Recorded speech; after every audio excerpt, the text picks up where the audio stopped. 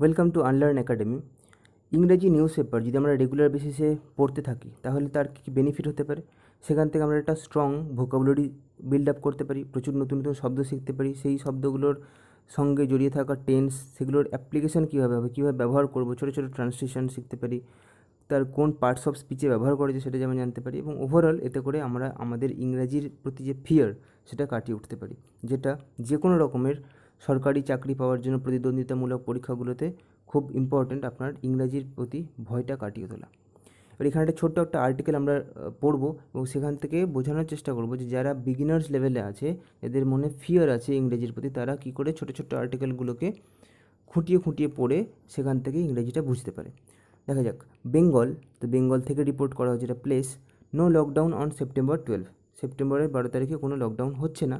কেন, কিসের জন্য হচ্ছে না? In the interest of NEET candidates, NEET ক্যান্ডিডেটের কথা ভেবে, নিট এই এক্সামে যারা বসে তাদের কথা ভেবে। কে বলেছেন? না, মমতা ব্যানার্জি।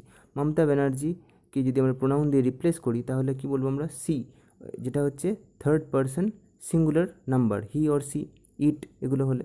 সেক্ষেত্রে দেখুন প্রেজেন্ট ইনডেফিনিট টেন্সের সঙ্গে এস বা ইএস যোগ হয়, এক্ষেত্রেও হয়েছে সে থেকে সেজ।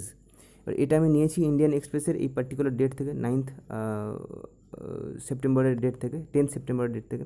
তো স্টেট ওয়াইড কমপ্লিট লকডাউন, যেটা সারা রাজ্যব্যাপী লকডাউন চলছে, এই স্টেট ওয়াইডটা যদি আমরা দেশব্যাপী করে দিই তাহলে সিম্পলি বলবো যে নেশন ওয়াইড বা কান্ট্রি ওয়াইড। তো যে লকডাউন চলছে অন সেপ্টেম্বর 12, সেপ্টেম্বরের 12 তারিখে যেটা চলছে, দেখুন যদি কোনো ডেট থাকে তাহলে তার আগে আমি কী করবো? প্রিপোজিশন হিসেবে অনকে ইউজ করব। হ্যাজ বিন উইথড্রন, এটাকে তুলে নেওয়া হয়েছে। উইথড্র করে নেওয়া মানে কোনো কিছুকে তুলে নেওয়া বা লিফট করে নেওয়া ব্যাংকে। যদি আমি যখন আমরা ব্যাংকে যাই তখন টাকা তোলার জন্য কী করি? উইথড্রল স্লিপ এ কোনো কিছু লিখি যে টাকাটা আমাকে তুলতে হচ্ছে, উইথড্রল স্লিপ। তো উইথড্রল কেমন স্লিপ? না, উইথড্রল স্লিপ, সেটা হচ্ছে অ্যাডজেক্টিভ। আর এখানে হ্যাজ বিন উইথড্রন এটাকে ভার্ব হিসেবে ইউজ করা হয়েছে। কাজেই আপনি যে শব্দগুলো এখানে পাচ্ছেন সেগুলো কোন পার্টস অফ স্পিচে ইউজ করা হয়েছে সেটাও খুব ইম্পর্ট্যান্ট, এটা আপনাকে অনেক বেশি মাইলেজ দেয়। In the interest of the student, স্টুডেন্টদের কথা ভেবে অ্যাপিয়ারিং ফর নিট এক্সাম। যখন একটা স্টুডেন্ট কোনো এক্সামের জন্য বসে তখন অ্যাপিয়ার ফর ইউজ হয়, অ্যাপিয়ারিং সঙ্গে ফর ইউজ হলো। কে বলেছেন? West Bengal chief minister Mamata Banerjee বলেছেন।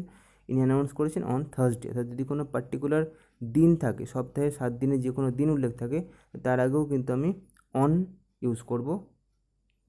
দেন হচ্ছে দ্য ডিসিশন ওয়াজ টেকেন, এই যে ডিসিশানটা নেওয়া হয়েছিল, ডিসিশন ওয়াজ টেকেন, এটা প্যাসিভে লেখা আছে, তাহলে ডিসিশন সাধারণত নিয়ে থাকে সরকার বা কোনো কর্তৃপক্ষ, কোনো অথরিটি। তো এটা যদি আমি অ্যাক্টিভে করতে চাই তাহলে কী বলবো? The authority or the government took the decision.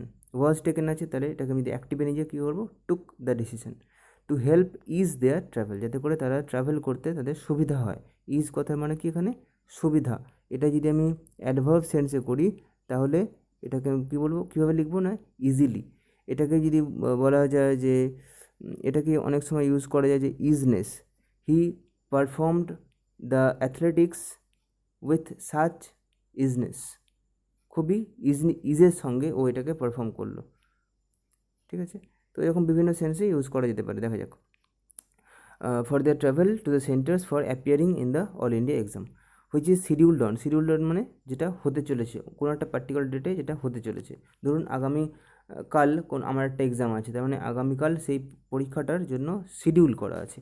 এবার এই যে ছোটো ছোটো শব্দগুলো আমরা শিখছি, এটার ওপর আমি এই ছোট্ট পেজটা যখন পড়া হয়ে যাচ্ছে তখন আমি ছোটো ছোটো কী করে সেন্টেন্স আপনি বানাতে পারেন, ট্রান্সলেশন করতে পারেন, সেটারও আমি একটা দেখিয়ে দেবো কয়েকটা এক্সাম্পল।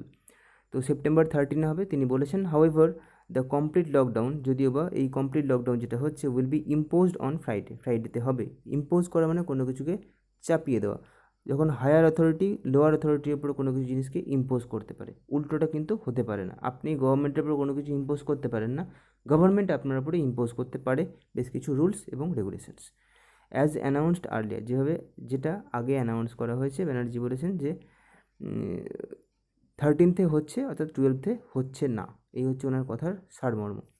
নেক্সট বলছেন যে the state government initially announced, state government শুরুর দিকে, ইনিশিয়ালি মানে শুরুর দিকে। আর এটা যদি আপনি অ্যান্টোনিম করেন বা অপোজিট ওয়ার্ড বলেন তাহলে হয়ে যাবে কি? Finally announced. আর state wide lockdown on September 11 and 12, initially এই দুটো দিনে অ্যানাউন্স করা হয়েছিল, যদিও বা however the government received numerous requests. Numerous কথা মানে কি? মাল্টিপল বা অনেক, মেনি, অনেকগুলো আবেদন গভর্নমেন্টের কাছে এসেছিল, request from the students community, বিভিন্ন রকমের ছাত্র সংগঠন থেকে বা কমিউনিটি থেকে, ফর লিফটিং দ্য লকডাউন। এখানে লিফট করা মানে কি, উইথড্র করে নেওয়া। আর একটা লিফট হতে পারে কি, আপনাকে কোনো কিছুকে পুশ করে দেওয়া। যখন আমরা ভলিবল খেলি তখন কী করি, বলটাকে লিফট করে দিই হাতে করে, তো ওটা হচ্ছে যে থোড়াসা পুশ করে দেওয়া। আর এখানে লিফট করা মানে হচ্ছে তুলে নেওয়া বা প্রত্যাহার করে নেওয়া, এইখানে যে সেন্স ইউজ হচ্ছে। কাজেই একটা শব্দ আপনি LIFT, লিফট মানে শিখেছিলেন কোনো জায়গা থেকে, কিছু একটা ওখানে লেখা আছে। লিফটের মানে হচ্ছে কোনো জায়গায় লেখা থাকতে প্রত্যাহার করা, কোনো একটা জায়গা মানে হচ্ছে ওপরের দিকে ঠেলে দেওয়া। আর এই লিফটে চড়েই কিন্তু আপনি নিচের তলা থেকে ওপরের তলাতে ওঠেন।